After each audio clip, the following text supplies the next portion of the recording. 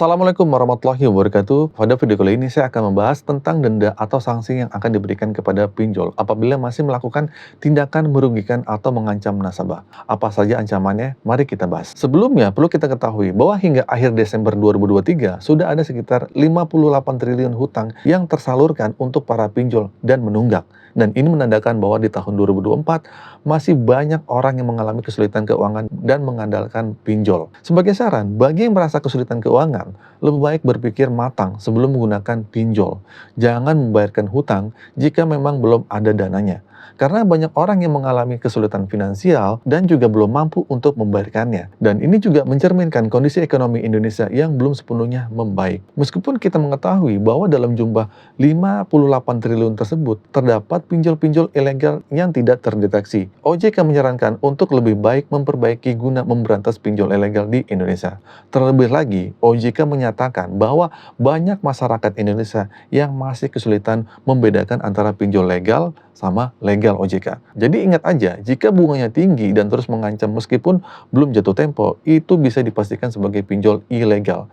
Jika ada pinjol yang terlihat legal, mungkin saja itu adalah pinjol ilegal yang mencatut nama pinjol legal OJK. Oleh karena itu, sebaiknya kita waspada dan lebih teliti lagi untuk menggunakan pinjaman online alias pinjol ini. Nah, di sini juga OJK telah menetapkan sanksi-sanksi resmi yang akan diberikan kepada pinjol di tahun 2024 ini. Nah, keputusan ini telah ditandatangani pada tanggal 20 Desember 2023 yang lalu dengan nomor POJK nomor 22 tahun 2023 tentang perlindungan dan hak konsumen. Nah, salah satu poin yang disebutkan adalah bahwa setiap nasabah yang mengalami kesulitan keuangan dan terkena denda, pinjol dilarang untuk mempermalukan atau mengancam nasabahnya. Nah, denda ini sudah diatur dalam perundang-undangan OJK terkait masalah keuangan. Dengan adanya pemberlakuan sanksi ini, diharapkan setiap pinjol akan lebih berhati-hati dan menghormati hak-hak nasabahnya. Nah, oleh karena itu, kita semua ya tetap waspada ya, membaca peraturan dengan baik untuk melindungi hak-hak kita sebagai konsumen. Semoga dengan ada peraturan ini, pinjol ilegal dapat diminimalisir juga, dan nasabah-nasabah mendapatkan perlindungan yang lebih baik. Yang ditegaskan adalah jika nasabah mengalami kesulitan keuangan dan dikenakan denda, setelah disetujui oleh nasabah,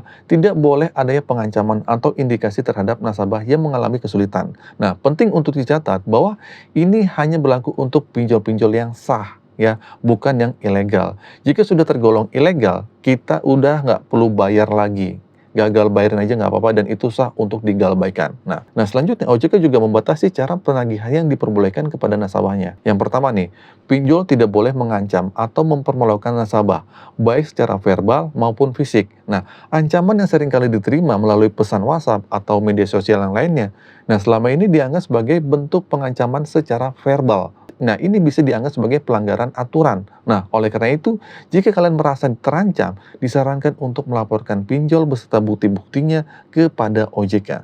Nah, kalian dapat menyebutkan pinjolnya yang mengancam dan menjelaskan situasinya seperti apa. Kemudian, kedua, pinjol itu tidak boleh menggunakan tekanan fisik atau verbal kepada nasabah yang kesulitan atau kepada pihak ketiga yang terkait. Ini mencakup masalah yang mengalami kesulitan atau bahkan pihak lain di luar kondisi kesulitan.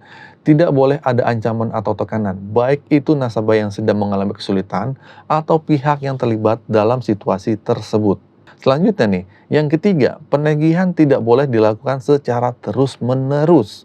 Nah, ini berarti pinjol tidak diizinkan untuk terus-menerus mengirimkan pesan atau menghubungi nasabah secara berlebihan. Ya, meneror spam sampai ratusan kali, puluhan kali itu nggak boleh. Nah, penagihan terus-menerus dapat dianggap sebagai tindakan yang memberikan tekanan berlebihan kepada nasabah gagal bayar, yang tentu saja melanggar peraturan OJK. Dengan memahami peraturan ini, diharapkan nasabah ini dapat melindungi diri mereka sendiri dan memiliki pemahaman yang lebih baik tentang hak-hak mereka. Kadang, seringkali kalian tuh mendapatkan penagihan yang terus-menerus. Nah, terutama bagi yang baru-baru ini mengalami kesulitan keuangan. Nah, hal ini bisa berlangsung setiap hari, bahkan bisa mencapai puluhan ya sampai ratusan pesan atau bahkan ratusan lah lebih dah. Dan bahkan seminggu kemudian penagihan masih terus berlanjut.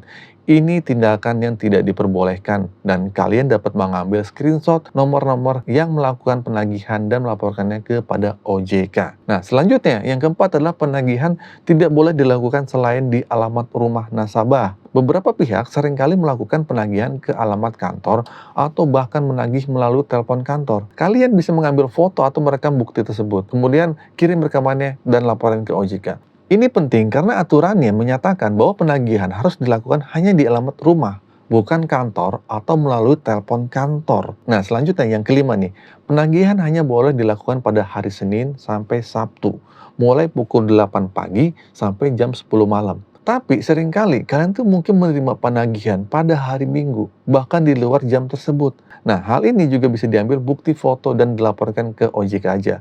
Sebutin nama pinjolnya agar OJK dapat meresponnya lebih cepat. Meskipun ada perasaan bahwa melaporkan tidak ada hasil nih ke OJK, tetapi melalui aduan ini, kita dapat memastikan bahwa aturan-aturan perlindungan konsumen itu dihormati ya. Dengan ini, dengan langkah-langkah melaporkan yang telah disarankan sebelumnya, kalian seharusnya melakukan laporan terlebih dahulu sebelum memberikan komentar atau pandangan mengenai situasi kasusnya.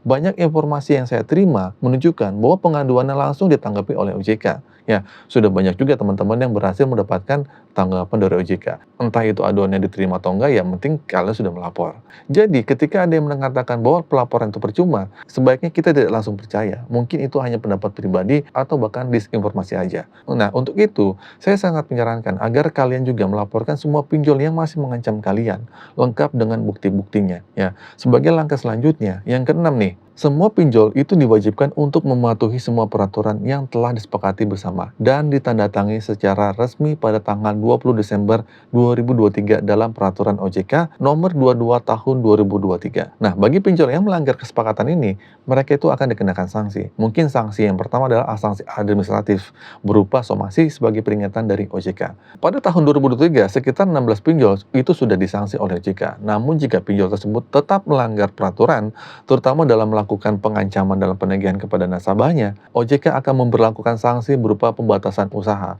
seperti yang telah dilakukan terhadap si aku laku nih, si pinjol aku laku. Nah, selanjutnya, sanksi yang lebih berat adalah pencabutan izin dan memberikan denda sebesar 1 miliar yang diatur dalam pasal 62 ayat 6. Nah, ini berlaku bagi pinjol yang masih tidak mematuhi peraturan OJK. Meskipun sudah mendapatkan sanksi administratif, terdapat 16 pinjol yang sudah mengalami sanksi dan semuanya merupakan hasil dari laporan yang telah dilakukan oleh masyarakat.